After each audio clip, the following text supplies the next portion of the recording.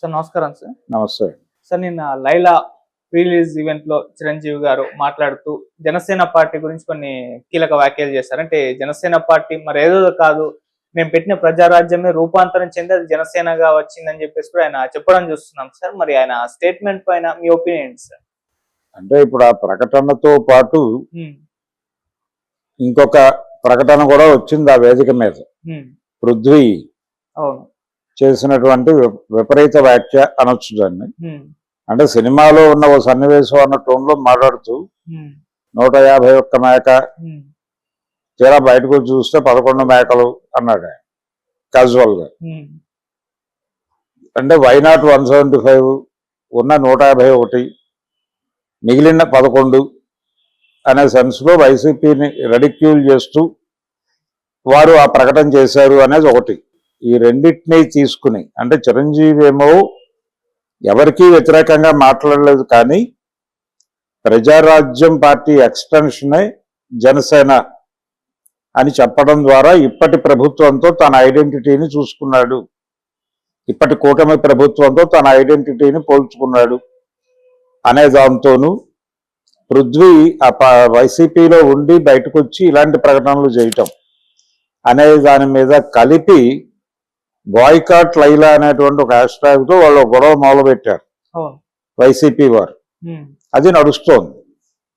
అయితే చిరంజీవి గారి గొడవ ఏంటి, అక్కడ ఏదో అనుకోకుండా ఆయన ప్రోగ్రామ్ లో లేదు, ఆయన స్క్రిప్ట్ లో లేదు, అది అనుకోకుండా అక్కడ ఏదో ఓ పాట ఏదో వినిపించింది. అక్కడి నుంచి ఆయన లీడ్ తీసుకుని వారి పద్ధతిలో వారు చెలరేగిపోయి మాట్లాడారు. అంతే తప్ప ఆయన ఏదో రాజకీయ పరమైన ప్రకటన చేయాలి అన్న టోన్లో లేడు. కానీ పృథ్వీది ఇంటెన్షనల్ గా అనిపించింది. ఈ ఇంటెన్షనల్ గా అనిపించడం వల్ల ఇప్పుడు వైసీపీ రియాక్ట్ అయింది. కానీ నిజానికి వైసీపీ దీని మీద రియాక్ట్ అవ్వాల్సినటువంటి అవసరం లేదు. ఎందుకు అవసరం లేదంటే ఒక ప్రెస్ మీట్ పెట్టి ఇలా మాట్లాడటం కరెక్ట్ కాదు, సరైన పద్ధతి కాదని ఒక ప్రకటన వాళ్ళ అధికార ప్రతినిధి ఎవరో ఇస్తే సరిపోతుంది. దానికి ఇంత ట్రోల్ చేసి ఇంత గొడవ చేయాల్సినటువంటి అవసరం లేదు. కానీ గొడవ చేస్తున్నారు. అంటే విమర్శని స్వీకరించాలి, విమర్శ మీద కామెంట్ చేయాలి తప్ప ఆ విమర్శ మీద దాడులు చేయకూడదు. ఆ దాడులు చేస్తున్నారు ఇప్పుడు వైసీపీ వాళ్ళు, అది కరెక్ట్ కాదు. జరిగింది ఇబ్బందికరమైనటువంటి పరిస్థితి అనుకుంటే ఇద్దరి వైపు నుంచి ఇద్దరూ సంజయ్ శ్రీవారాన్ని కోరుతూ కోర్టుకు వెళ్ళండి. అంతే తప్ప ట్రోల్ చేయటము, పర్సనల్ ఏరియాకి వెళ్ళి మాట్లాడటము, ఇవన్నీ కూడా ఇబ్బందికరమైనటువంటి పరిస్థితి. పైగా ఆ పార్టీకి ఉపయోగపడే వ్యవహారం కూడా కాదు. ప్రజలు కీన్ గా అబ్జర్వ్ చేస్తున్నారు. వాళ్ళు పాత రోజుల్లో అంటే ఎన్నికలకి ముందు వైఎస్ఆర్సీపీ ఎలా ఉంది, ఎన్నికల తర్వాత ఎలా ఉంది అనేది ప్రజలు కంపేర్ చేసుకుంటారు. ఈ కంపారిజన్ ప్రాపర్ గా ఉంటేనే రేపు వచ్చే ఎన్నికల్లో మీకు ఓట్లు పడతాయి, లేదంటే ఉండదు. అందుకని ఇలాంటి చిన్న చిన్న గొడవలు, పెద్ద ఇష్యూస్ చేసి గొడవ పట్టడం వల్ల పొలిటికల్ గా మైలేజ్ తగ్గుతుంది. ఆ విషయం వాళ్ళకి అర్థం కావాలి. ఇది అనవసరమైనటువంటి టీకప్ లో తుఫాను గొడవ.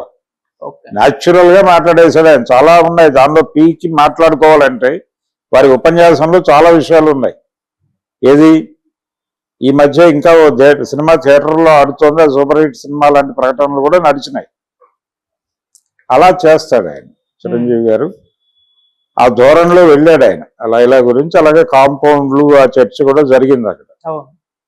సినిమా ఇండస్ట్రీ మొత్తం ఒకే కాంపౌండ్, ఇక్కడ ఎవరికి కాంపౌండ్లు లేవు అన్న పద్ధతిలో అదొక గొడవ. ఇలా చిరంజీవి గారు ఆయన ధోరణిలో ఆయన మాట్లాడాడు. పృథ్వీ మాట్లాడింది కొంచెం ఎక్కువ కాంట్రవర్సీ కంపారిటివ్ గా. చిరంజీవితో పోలిస్తే తను టార్గెటెడ్ గా దాడి చేసినట్టు కనిపించింది. అందుకని వైసీపీ వాళ్ళు ఇప్పుడు వాళ్ళిద్దరిని కలిపి ట్రోల్ చేస్తూ ఆ సినిమాని బాయ్కాట్ లో పెట్టడం అనేది ఇబ్బందికరం. ఆ పని చేయకుండా ఉండాలి. ఎందుకంటే దాని వలన ఏమవుతుంది, ప్రజల్లో వీళ్ళకి ఇంకా దిగలేదు, ప్రతిపక్షంలో కూర్చోబెట్టిన 11 స్థానాలకు పరిమితం చేసినా ఇప్పటికీ అంతా మేమే అన్నట్టుగా గొడవ చేస్తూ ఉంటారనే ఇంప్రెషన్ పడితే ప్రమాదం. అందుకని ఆ ఇంప్రెషన్ పడకుండా ఉండాలంటే ఇలాంటి వాటి మీద అతిగా గోల చేయకపోవటమే మంచిది. కానీ వాళ్ళకి ఎవరో సలహా చెప్పారు, వాళ్ళ పద్ధతిలో వాళ్ళు రెచ్చిపోతున్నారు. చూడాలి ఏం జరుగుతుందని. Okay, sir. Thank you so much, sir. Thank you.